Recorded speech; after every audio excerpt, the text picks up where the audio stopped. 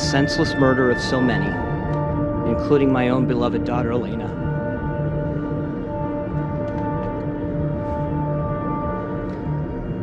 Tests the limits of faith and demands more endurance than we thought possible.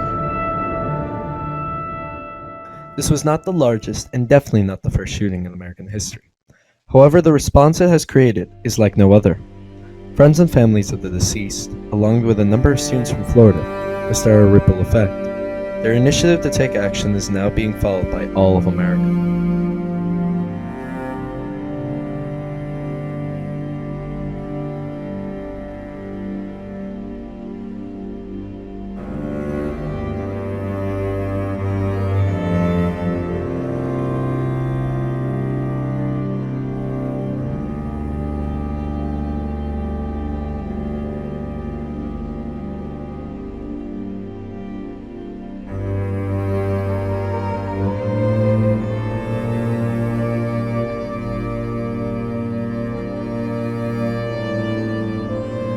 Follow us to a school where you could take a stand and vote for a cause with only your feet.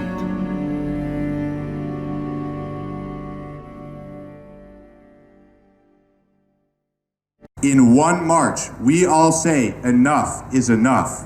We the students do not request action, we demand it. This is the world we currently survive in, but not one we need to live in. Students have the control, the intelligence, and the drive to change the realities that are plaguing our world. Each and every person standing out here today is proof that the teenage voice and the adolescent opinion is no longer the punchline to the unoriginal stand-up comics joke, but the power behind an unstoppable movement, one that will not be ignored. Woo! I felt compelled to be involved with the walkout and especially to speak because this is an issue I'm really passionate about because it's something that's affecting not only students similar to us in high schools across the country, but also victims of domestic violence, victims of just chance shootings in a lot of cities. It's an issue, and I think that by showing that we want change, we're going to get it eventually at least. I am not out here to ask every single person to give up their guns right now. I at least know that that is unrealistic. I am out here to do everything in my power to tell our president and all others involved that something needs to change. Our generation is accused of many things. They call us lazy, distracted, careless, ungrateful, and maybe some of those things are true. However, one thing they can never take away from us is our power. I felt compelled to speak at the walkout because it's an issue that I find very important, because personally I believe that no one should feel like they need to own an assault rifle, let alone any other type of gun. And I think I'm a decent writer, so I wanted to use that power to help people who can't speak for themselves. At the meeting, we talked about how feeling safe in our schools should not be a privilege. It should be a right.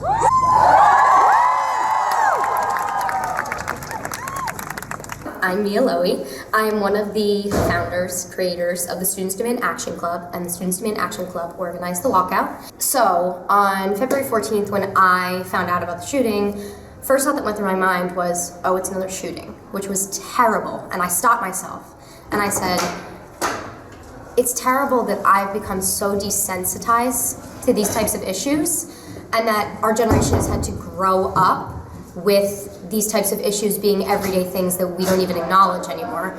And that really struck a chord with me, and I talked to my parents, and then I emailed Gorman, and then what happened was so many kids had the same idea, and the next time we came back to school there was a huge group of kids, and then we all talked to Gorman, and then we all kind of worked together and condensed it and figured out a plan. And then I think every lunch period for the past month, I've either been talking to Carolyn, Patrick, and Claire, who are the other founders, Mr. Unon or Dr. Gorman and Mr. Nias about the plan. So it's been really, really busy. Now that it's over, I'm like, whew. Okay. But yeah, and the turnout was amazing, and I just couldn't have hoped for anything more. Mm-hmm. All right, so I am one of the students that was part of the Student Demand Action Club, and I made a sign. I chose to say, we stand in solidarity with those who strive for school safety. And so basically this club is not anti-guns. We're not saying we're going to take away your guns or anything like that. Nothing against the Second Amendment necessarily. However, we are absolutely against gun violence. We as students have the right to go to school feeling safe, comfortable and happy, and I will not stop advocating for that until we see change. Columbine, Virginia Tech, Sandy Hook, and now Parkland have all rankled our society, making us unable to feel safe. This is our job to do something about this. This is no longer the country of our parents or grandparents. This is the country of us. And because it is our country, it's our job to send it, not in the right or the left direction, but to send it forward. Personally, I think that gun violence is a terrible thing, and it keeps happening throughout our country. And I really think that we need stricter gun laws to make sure that we feel safe in our school. I'm very much on the left side of the aisle, but I respect people that are more conservative on the issue. Personally, I would think that banning assault weapons would be a good idea, and further background checks and whatnot. But sometimes in legislation you have to compromise. So I'd be willing to compromise, but I definitely would demand that there be a change in how we view guns. What made the Ridgewood High School walkout different was that there was another event, a Second Amendment meet.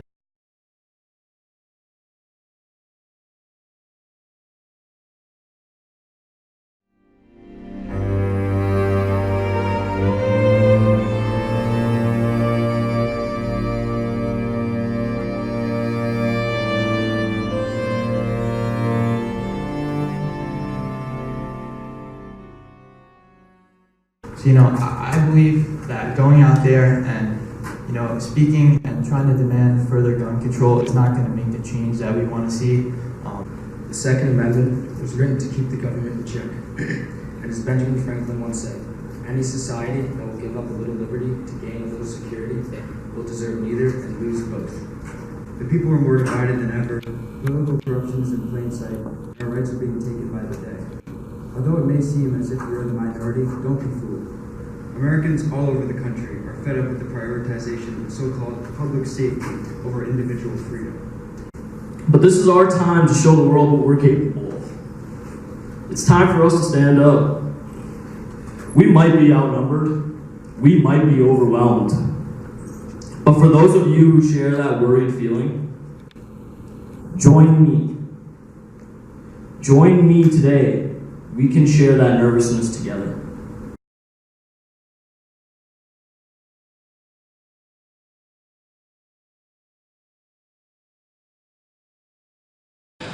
Hi, Dr. Gorman.